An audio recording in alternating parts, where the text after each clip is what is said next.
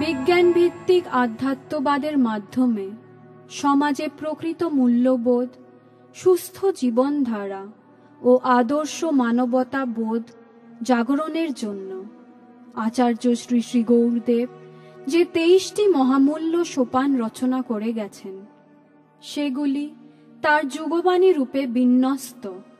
সেই যুগবাণী পাঠ, হৃদয়ঙ্গম ও অভ্যাসের দ্বারা আমাদের ব্যক্তি ও সমাজ জীবন বিকশিত হয়ে উঠুক।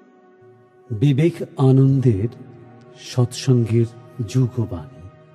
দেবশক্তির বিকাশ করিতে না পারিলে কোনো কল্যাণ কর্ম সম্ভব নয়।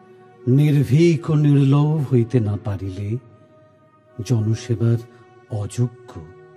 মৃত্যু ভয় ত্যাগ না করিলে কোনো মহৎ কাজ হয় না। যার প্রাণ অসহায় ও বঞ্চিতের জন্য কাঁদে না, তিনি অসুর।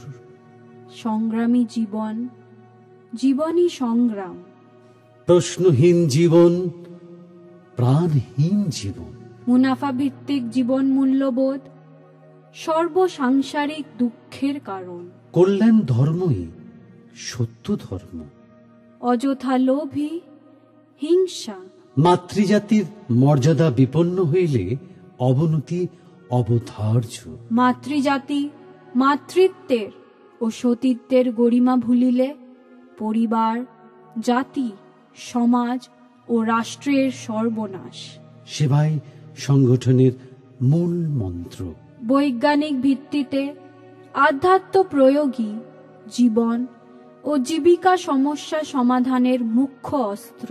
মানুষের মধ্যেই সর্বশক্তি নিহিত, দেবত্বে উন্নীত হওয়ায় লক্ষ্য।